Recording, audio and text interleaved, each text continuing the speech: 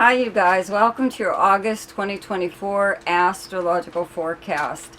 And I guess some of you are already aware that Mercury's turning retrograde this month on the 5th, okay? But I'm pretty sure some of you, like me even, have already been experiencing it, right? If you have, raise your hand, either one.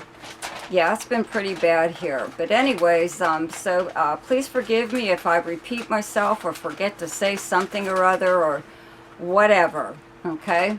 I do have a video that I did on Mercury retrograde a while ago. There's a link to it in the description box below, so probably would be a good idea to listen to that video, okay? But for now, I just have to say, okay, start off with a new moon in Leo on the 4th. Okay, Venus is moves into Virgo also on that day, on the 4th, okay? Then on the 5th, Mercury has been in Virgo, right?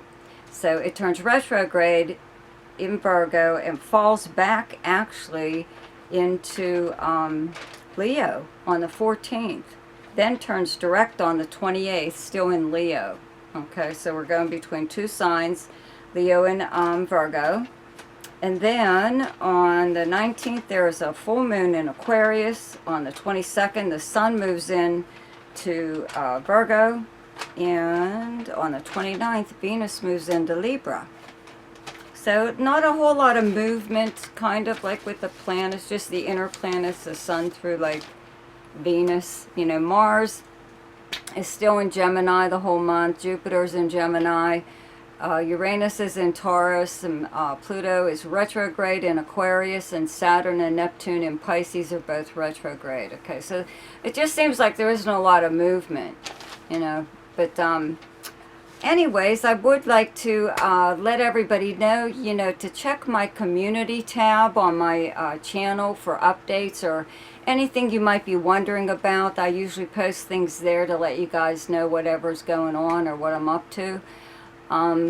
Also, I want to thank my subscribers and anyone for tuning in and liking and sharing and commenting on my videos. Thank you so very much. Don't forget to subscribe to my channel.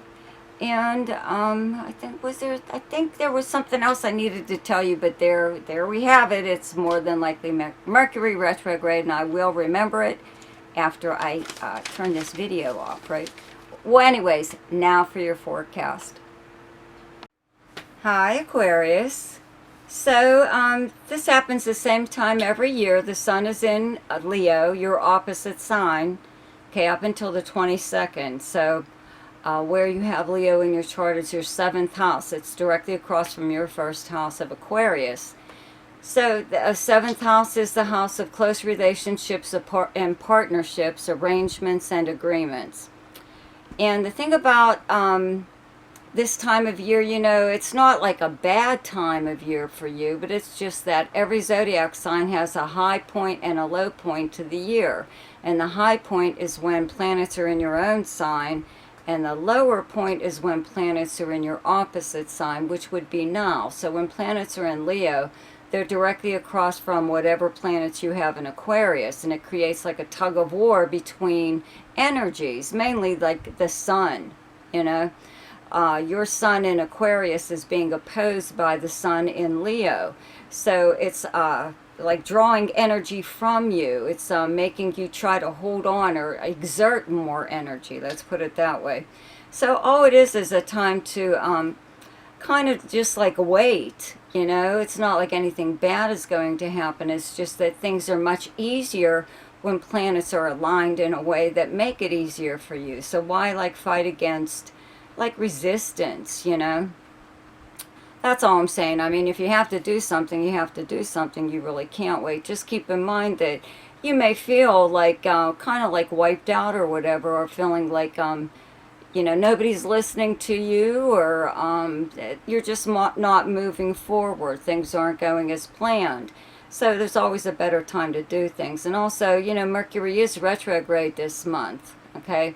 Starts off retrograde in Virgo in your 8th house of other people's money and resources. Also passive money through an insurance payout, legal settlement, inheritance, refund of some kind, increase in credit with a bank or a credit card company, something like that.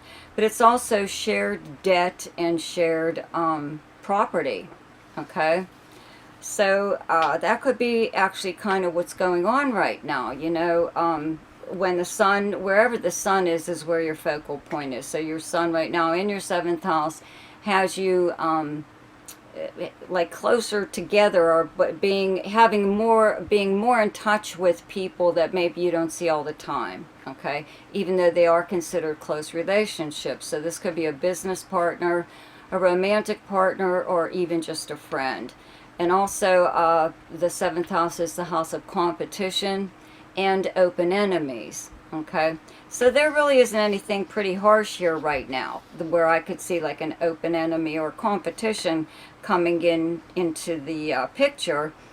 But with, you know, planets in, because the sun will eventually move into Virgo on the 22nd, and Venus is actually here from the 4th to the 29th, then it moves into Libra in your 9th house. And I do have to mention this now, that because Venus moves into Libra at the end of the month, it's not there long enough to really make much of an impact on you. So most signs, only like Libra pretty much, or Aries, would be affected by it more than any of the other signs. So I'll cover that in September, okay? But for now, Venus in the 8th house it's good. It's a really good placement. But Mercury has been here since like last month, okay? And it does turn retrograde on the 5th, and it actually falls back into Leo on the 14th, and then turns direct in Leo on the 28th. So it's going back and forth between these two houses, 7th and 8th, okay? You have to keep in mind also that the 8th is a money house, right? Your other money house is your 2nd house of earned income and possessions, many other things. Okay, this is where right now you have Saturn and Neptune both in retrograde motion in the sign of Pisces.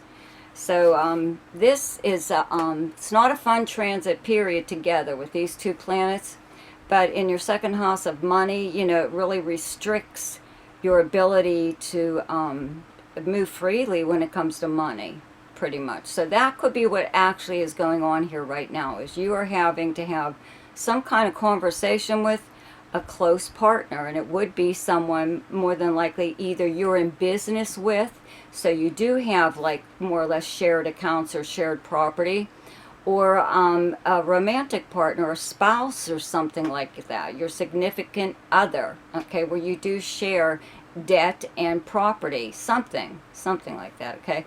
So you more than likely have already had this conversation, and it's just coming around again because something has popped up, you know, maybe an unexpected bill or some unexpected circumstance that you weren't counting on. Okay, so it looks like you may be discussing money within one of your close relationships, and maybe it's not a fun thing.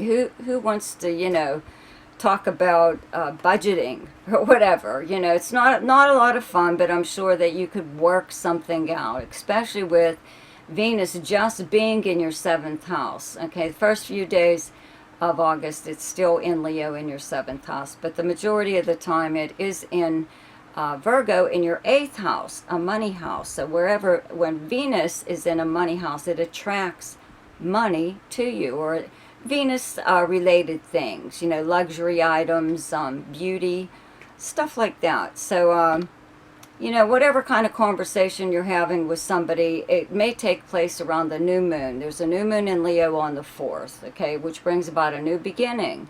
So maybe that's actually what's going on right now, is you know, you're having this discussion about property or shared anything, you know, anything that you may share with someone else. But if it's regarding money and bank accounts and credit cards, you know, you may have both decided to not spend as much money, okay? But when Mercury turns retrograde, sometimes, you know, things don't go as planned, period. Listen to my video on Mercury retrograde. There's a link in the description box, okay?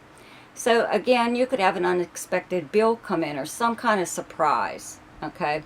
The thing though is Venus in your 8th house in Virgo will help smooth over anything. If you have to talk to a creditor or a bank, something like that, you know, they usually try to help. When Venus is here, you usually get help in this area.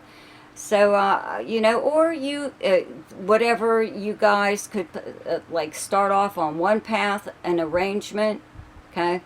Then when Mercury turns retrograde, find that that is not working, okay? And then you make it, you alter it, you do something or other, okay? But, you know, the good news is, though, okay, it will be worked out, more or less. You know, it's just maybe not a lot of fun right off, okay? Mars and Jupiter are still in Gemini in your 5th house of fun and romance. Creativity, speculation, gambling, all forms of entertainment, games and sports, and anything to do with children. So you have really nice relations going on here when it comes to romance or with your children. Jupiter here sometimes brings bundles of joy into your life. Either you're pregnant or you're adopting or something like that. You know, you could have a baby coming into your life somewhere around here. But, you know, your creative project or whatever could also be considered your baby. Okay, but so this is very helpful here, just having Jupiter and Mars together. Okay, they will be in conjunction, and I'll be doing a video on that one too.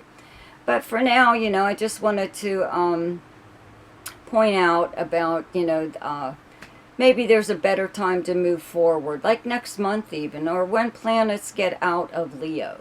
Okay, now there's a full moon in your sign in your 1st house, okay, on the 19th.